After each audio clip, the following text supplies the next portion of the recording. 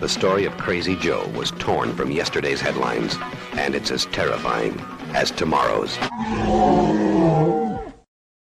Good morning. Welcome back to Crazy Joe's Concession Stand. I'm Crazy Joe. I have a physical media review for you today. One I'm very excited to bring to you because I love this movie. It is officially the 2025 movie I have seen the most, and that is James Gunn's Superman. Look at that lenticular cover. It's now available on 4K disc. Turns from Clark to Superman. Kind of cool. And then he's just Superman on the regular. So the slip sleeve and the regular offer something different, which we don't often see. Usually it's the same thing. You take off the slip, it's the same thing. Kind of the same, but you don't get that lenticular change. I love this movie. It was my most anticipated film of the year. I'm a lifelong DC Comics fan. I love Superman. Grew up on the Christopher Reeve movies, grew up on Super Friends, grew up on the Superboy TV series starring Gerard Christopher. Like, these are the things that kind of shaped me growing up. I love Superman. And we really haven't had a great Superman movie since 2006. So it's been almost 20 years since the last great Superman movie. And boom, James Gunn, a director who really can kind of do no wrong. Like, every movie James Gunn has made has been great, from Slither straight through to Superman. I think the weakest movie James Gunn ever made was Guardians of the Galaxy 3. I don't dislike Guardians of the Galaxy 3. I like Guardians of the Galaxy 3. I think I saw it twice in theaters. It's not a bad film, but it's not his best effort. And I don't think that's his fault. I don't want to get off on a tangent here. We're here to talk about Superman. But I think the problem is the movie Avengers Infinity War made some changes to the Guardians of the Galaxy characters that James Gunn was then kind of forced to integrate into his film. And unfortunately, those changes threw off the chemistry between the characters. That's just my opinion. But yeah, Guardians 3 is my least favorite James Gunn film. On the other hand, Superman may be my favorite James Gunn film. Now, I know there were some people going into this who were naysayers going, I don't think James Gunn's right for Superman. And I said all along, if this guy can make you care about a talking squirrel and a walking tree, imagine what he's going to do when given the greatest superhero of all time. Or if you don't think Superman's the great, that's subjective. The first superhero of all time, the most famous superhero of all time, he's going to blow the doors off this thing. Because look what he can do with a talking raccoon. What do you think he's going to do with Superman?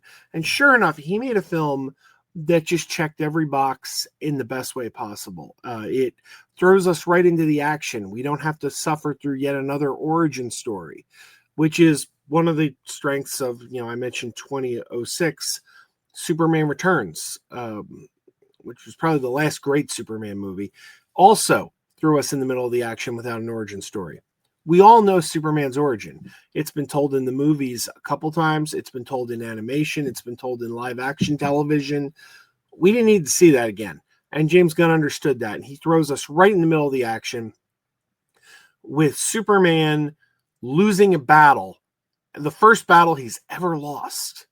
This is no spoiler. This is the trailer for the movie. If you've seen the movie, if you've seen the trailer for this film, if you haven't seen the film but you saw the trailer, Superman falling to Earth, and landing in the snow, that's the opening shot of this film. And there's some text on screen that explains to us that Superman burst on the scene 3 years prior, and he's never lost a battle until now. Then boom, we're in the thick of it. You're dealing with it as Superman's dealing with it. This is his first ever loss, something he doesn't know. And we come to understand why that is. We come to understand throughout the course of the film who this adversary is that was able to do this to him. And I'll tell you, one of the complaints people have made about this movie is it's just Superman getting beat up for 2 hours. Well, when you see who's beating him up, it kind of undercuts that argument. I'm not going to give it away. If you haven't seen this film, you got to see it. It's great. I saw this film 7 times on the big screen, 7 times in the theater. And now that I have it on 4K disc, I've watched it an additional 2 times. I've seen this movie 9 times now. And it doesn't get old. That's the best part. The 9th viewing was every bit as entertaining as the first. This movie is infinitely rewatchable. There's so many memorable little lines and quotes. There's just like nothing not to love about this film. I'm really excited to have it on 4K disc. Now, I'm happy to say it looks terrific. The image is great. It looks beautiful. It looks in 4K quality. It looks as good as it did on the big screen. Now, you know something? I've always wondered. Like, you'll notice the digital copy. It comes with a digital copy. 4K disc digital copy. I've always wondered what the difference is between the image on a 4K digital and a 4K disc. They're both 4K quality. Now, people always say the disc is better because of the compression rates and everything, but I've never done a side-by-side. Well, halfway through the movie, on the first, I said I watched it twice on disc. The first time, there was about a half hour of the film left. I had to turn the film off, and there was about a half hour left. And later on a different 4K TV, the 4K TV upstairs, I decided to watch the last half hour, and I watched it on digital. And it's the first time I've ever done that. It's the first time I've ever started watching something on the disc and then finished on digital. You can see the difference, man. The physical disc, the image is just, I mean, it didn't look bad on the 4K digital. It didn't look bad, but the disc just, there was an extra, and I don't even know the word. It just an extra sharpness, it looked better. It just looked better off the disc. So I know the physical media enthusiasts will always tell you that, but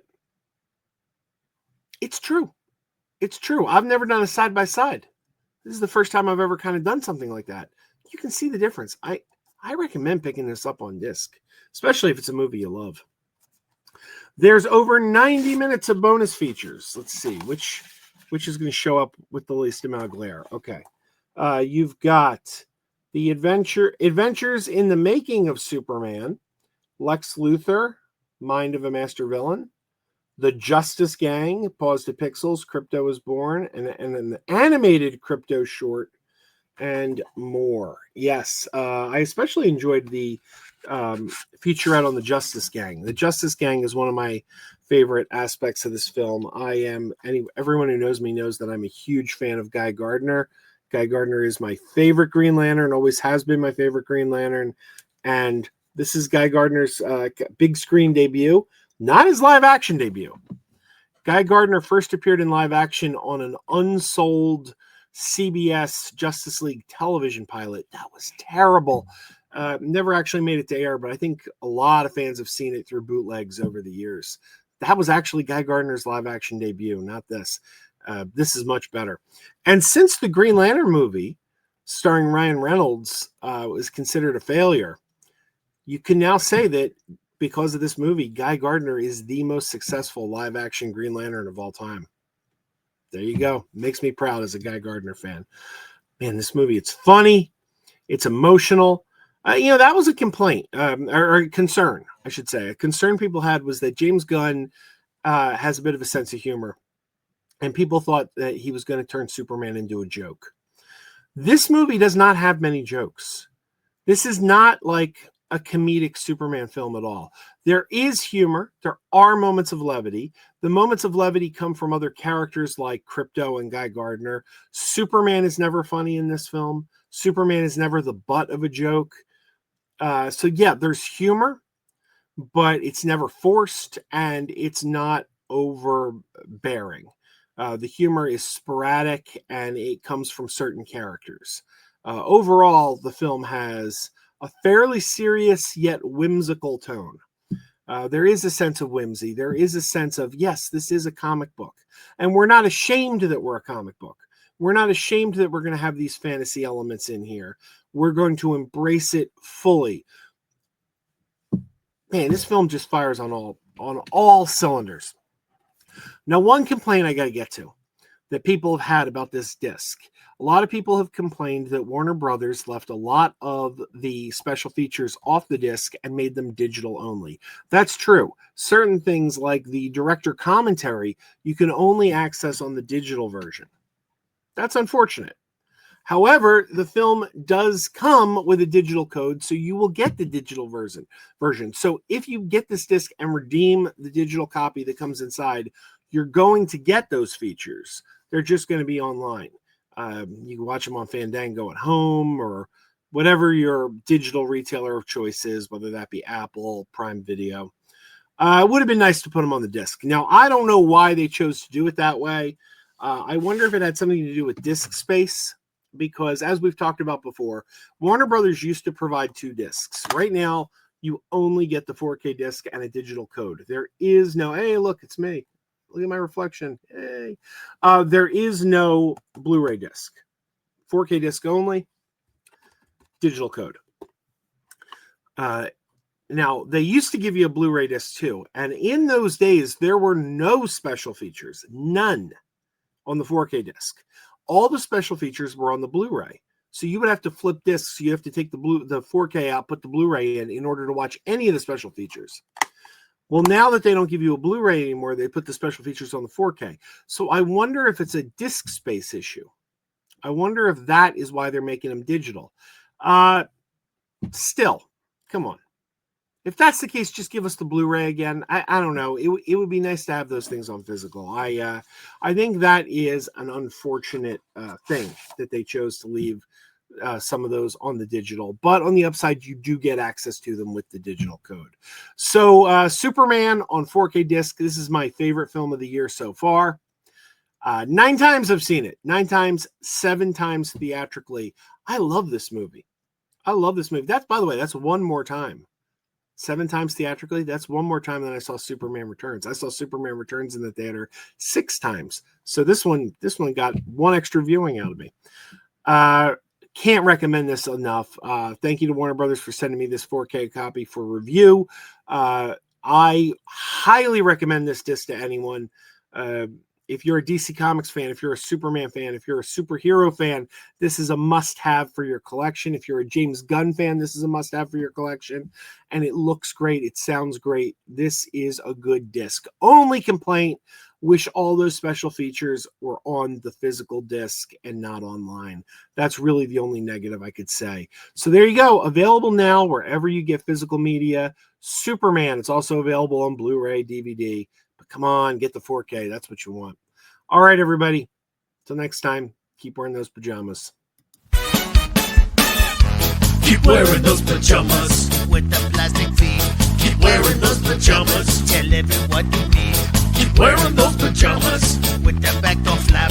Keep wearing those pajamas. Don't open it, it's a trap. Oh no, it's a trap. Some people call them PJs, some people call them jammies. They can come embroidered with big money and no whammies. They can have 100 tiny commander pajamas, but no matter how they look, just keep on wearing those pajamas. Keep on wearing those pajamas. Keep wearing those pajamas. I know we're having fun. Keep wearing those pajamas. And now the song is done.